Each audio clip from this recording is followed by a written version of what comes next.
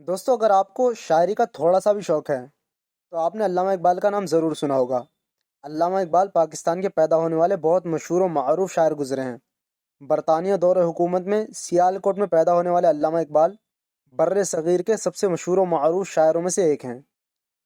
अल्लामा इकबाल ने अपनी 60 साल की मुख्तसर ज़िंदगी में उम्मत मुस्लिमा की फ़िक्र करते हुए बड़े दाना और दानिस्तगी के साथ अशआर लिखे। ना शोहरत की खातिर, ना दौलत की खातिर, सिर्फ उम्मत की इस्लाह और फलाह। अल्लामा इकबाल के अशआर के मजमूए को उनकी किताब मान लिया गया। बांगे दरा और दरब कलीम अल्लामा इकबाल की किताबें हैं। साथ ही सारे जहाँ से अच्छा, ये भी अल्लामा इकबाल का तराना है। दोस्तों, अल्लामा इकबाल 1938 में इंतकाल तो कर गए, लेकिन अपने पीछे एक कंट्रोवर्सी और एक बहस छोड़ गए, जिस बहस के बारे में हम आज की वीडियो में बात करने वाले हैं। और वो बहस है कि अल्लामा इकबाल के ज़माने में कुछ मुफ्तियों ने अल्लामा इकबाल पर कुफ्र का फतवा लगा दिया था। तो चलिए समझने की कोशिश करते हैं कि क्या अल्लामा इकबाल काफिर थे या नहीं।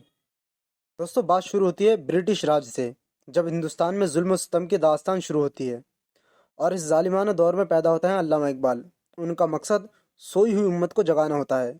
जैसे अल्लामा इकबाल एक शेर में कहते हैं कि मस्जिद तो बना दी शब भर में ईमा की हरारत वालों ने, मन अपना मगर एक पापी है, बरसों में नमाजी बन न सका। इस शेर में अल्लामा इकबाल मुसलमानों की गलतियों में से गलती बता रहे हैं कि मस्जिदें तो हैं लेकिन उनमें नमाजी नहीं हैं। उम्मत की फ़िक्र में डूबे हुए अशआर कहने की वजह से अल्लामा इकबाल अपनी शायरी को बांगे दरा कहा करते थे, जिसका मतलब होता है वो घंटी जो सोए हुए मुसलमानों को नींद से जगाती है। जैसे अल्लामा इकबाल अपने एक शेर में कहते हैं कि इकबाल का तराना बांगे दरा है गोया, होता है ज़्यादा पैमा फिर कारवां हमारा। अल्लामा इकबाल ने उम्मत मुस्लिमा की फ़िक्र की और हिकमत वाज़ की लबरेज शायरी की। उसके बावजूद उम्मत के ज़्यादातर मुसलमानों ने अल्लामा इकबाल की कदर न की। इसीलिए अल्लामा इकबाल ने इस नाकदरी की शिकायत करते हुए एक कलाम लिखा, जिसमें अल्लामा इकबाल ने अपने खालिक, अपने मालिक रब जुल जलाल से अपनी आरजू और अपनी शिकायतें बयान की, और इस कलाम को कहा जाता है शिकवा। ये बात सन 1911 की है, जब अल्लामा इकबाल ने अंजुमन हिमायत इस्लाम के मिंबर पर खड़े होकर ये कलाम शिकवा पढ़ा। बड़े जज्बाती होकर अल्लामा इकबाल ने एक कलाम पढ़ा। दोस्तों, यही वो कलाम है जिसने अल्लामा इकबाल के ख़िलाफ़ कुफ्र का फतवा लगवाया। क्या था इस कलाम में? दोस्तों, अल्लामा इकबाल ने इस कलाम में अपने दुखड़े बयान किए अल्लाह रब्बुल इज़्ज़त से, लेकिन फ़्लो में अल्लामा इकबाल जज्बाती होते चले गए, यहाँ तक कि माअज़ल्लाह अल्लाह रब्बुल इज़्ज़त की तौहीन की। ये कलाम अल्लामा इकबाल ने इन लफ्ज़ से शुरू किया, जैसे फरमाते हैं, ए खुदा शिकवे अरबाब वफ़ा भी सुन ले, खू गरे हमद से थोड़ा सा गिला भी सुन ले। यानी अल्लामा इकबाल अल्लाह रब्बुल इज़्ज़त को ललकार रहे हैं और कह रहे थे, ए खुदा, मैं तेरा वफ़ादार हूँ लेकिन मुझे तुझसे शिकायत है। फिर आगे कहते हैं कि जुर्रत आमोज़ मेरी ताब सुखन है मुझको, शिकवा अल्लाह से है खाकम बदहन है मुझको। यानी अल्लामा इकबाल जैसे जैसे आगे बढ़ते जा रहे थे, बेबाक होते जा रहे थे। फिर अल्लामा इकबाल ने मुसलमानों की तारीफ़ करनी शुरू की और मुसलमानों के बेहद कदर व कीमत वाले कारनामे बयान करने शुरू किए कि किस तरह मुसलमानों ने अल्लाह की खातिर सारी दुनिया से दुश्मनी ले ली, किस कदर बदर, ओहद से होते हुए खैबर और करबला में अल्लाह की खातिर बिना डरे शेरों की तरह जंग में कूद गए। दौलत, शोहरत, घर बार, अमन सुकून, चैन व करार सब छोड़कर दीन की खातिर लड़ मरने को तैयार हो गए। मक्का से मदीना का सफ़र, हिजाज से नजद, और कैसे कैसे कैसर और किसरा को फ़तह किया, किस तरह यूरोप के कलीसा हाजिया सोफिया में अजान दी, हिजाज की गर्मी से लेकर यूरोप के ठंडी वादियों में अल्लाह का नाम गूंजा। आखिरकार अल्लाह की खातिर इतना सब कुछ किया, लेकिन आज भी दुनिया में मुसलमान लोग रुसवा और परेशान हैं। अल्लामा इकबाल मुसलमानों की ख्वारी और परेशानियों का ज़िम्मेदार अल्लाह रब्बुल इज़्ज़त को करार देते हैं और कहते हैं कि ए अल्लाह, तूने हमें परेशान किया माज़अल्लाह।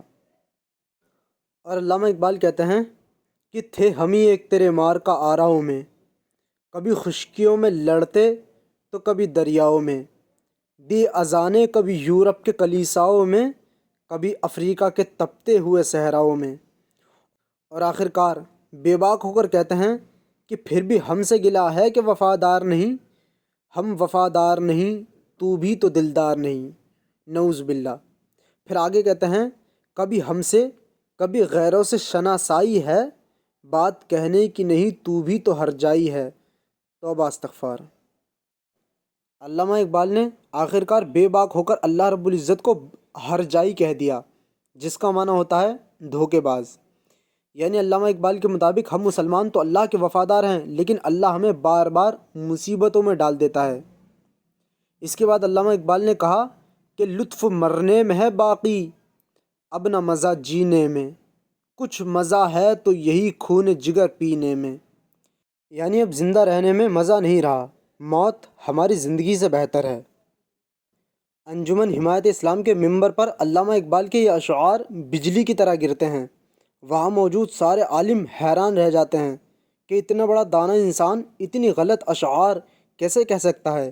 علامہ اقبال نے یہ پورا کلام تو کر لیا، لیکن پوری دنیا میں تہلکہ مچ گیا۔ دوستو، علامہ اقبال کی شہرت کا اندازہ آپ اس بات سے لگا سکتے ہیں کہ جب علامہ اقبال نے کلام سنا دیا تو جس کاغذ پر علامہ اقبال نے کلام لکھا تھا وہ کاغذ باقاعدہ بولی لگا کر بیچا گیا، یہاں تک کہ نواب ذوالفقار علی خان نے وہ ورقہ 100 روپے میں خریدا۔ اس کلام میں علامہ اقبال نے اللہ رب العزت کی توہین کی، اور اللہ کی توہین کفر ہے۔